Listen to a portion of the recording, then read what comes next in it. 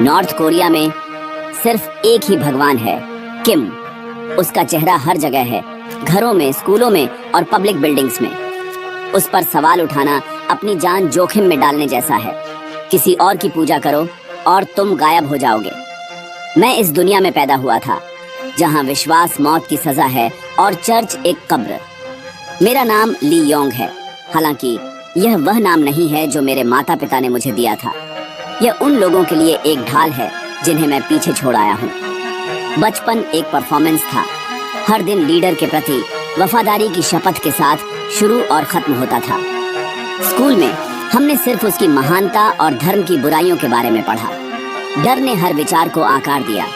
पड़ोसी जासूसी करते थे, बच्चे माता पिता की रिपोर्ट करते थे और शक का मतलब था लेबर कैंप के लिए वन वे ट्रिप। लेकिन इस किले में भी दरारें पड़ गईं। मेरे घर की शांति में एक खतरनाक सच्चाई खोजे जाने का इंतजार कर रही थी। मेरी दादी शांत थी, उनकी आंखें दूर थीं। वह किम से पहले रहती थी, एक ऐसा समय जिसे राज्य ने मिटा दिया था। जब दूसरे वफादारी निभा रहे थे, वह अकेली बैठी थी, होंठ खामोश प्रार्थना में हिल रहे थे। एक रात ब्लैकआउट के दौरान मैंने उन्हें अपनी चटाई के नीचे से एक छोटी पुरानी किताब निकालते देखा, एक बाइबल। मैं डर गया था। यह दुश्मन का हथियार था, वर्जित और जानलेवा। लेकिन जिज्ञासा ने मुझे रोके रखा। उन्होंने यीशु की कहानियां फुसफुसाईं, प्यार और माफी की, एक ऐसे भगवान की जो नॉर्थ कोरियंस को भी प्यार करता था। उन्होंने इसे आशीर्वादों की किताब कहा। स्कूल में हर सबक चिल्लाता था कि यह जहर था, लेकिन उनके शब्दों ने मेरे दिल में एक बीज बो दिया। चोरी छिपे पलों में उन्होंने और बातें बताईं। हर कहानी विद्रोह का एक शांत कार्य थी, आशा की एक फुसफुसाहट। एक ऐसी दुनिया में जो निराशा की मांग कर रही थी, उन्होंने मुझे विश्वास दिया। नॉर्थ कोरिया में राज टिकते नहीं, किसी ने ध्यान दिया। शायद एक पड़ोसी ने, शायद एक बात सुनी गई। एक सुबह स्टेट सिक्योरिटी ने धावा बोल दिया। मेरी दादी और मुझे घसीट कर ले जाया गया। पूछताछ आतंक थी। उन्हें नाम, नेटवर्क, साजिशें चाहिए थीं। मेरे पास कुछ नहीं था। मेरी दादी को जासूस कहा गया। मुझे बच्चों के लिए एक री एजुकेशन होम भेजा गया। वहां हम भूखे रहे, काम किया और हमें अपने परिवारों को त्यागने के लिए मजबूर किया गया। मैं अदृश्य बनकर बच गया, लीडर की शिक्षाओं को दोहराता रहा, अपनी यादों को गहराई में दफना दिया। 1 साल बाद मुझे छोड़ दिया गया। मेरी दादी चली गई थी, मिटा दी गई। कभी उनके बारे में बात नहीं हुई। मुझे पता था कि वह एक कैंप में थी, अपने विश्वास की कीमत चुका रही थी। उनका रहस्य मेरा बोझ और मेरी आशा बन गया।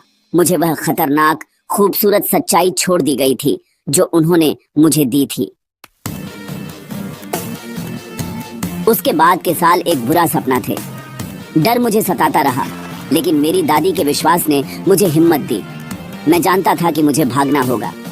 सीमा जानलेवा थी, कंटीले तार, गार्ड, लैंड माइंस। पैसे बचाने और संपर्क खोजने में सालों लग गए। तुमैन नदी तक का सफर खतरनाक था। मैं रात में पार हुआ। जमा देने वाली धारा ने मुझे लगभग खींच ही लिया था। चीनी तरफ मैं गिर गया, थका हुआ लेकिन जिंदा।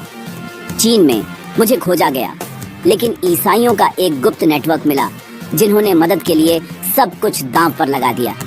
एक छिपे हुए अपार्टमेंट में मैंने अपनी पहली चर्च सेवा में भाग लिया। हमने धीरे से गाया, साथ में प्रार्थना की और मैं रोया। पहली बार मैं बिना डर के भगवान से बात कर सकता था। मैंने अपनी दादी, अपने परिवार और उन लोगों के लिए प्रार्थना की जो अभी भी अंधेरे में फंसे हुए थे।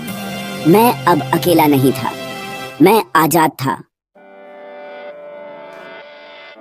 साउथ कोरिया की यात्रा लंबी और खतरनाक थी, लेकिन भूमिगत चर्च ने मेरा मार्गदर्शन किया।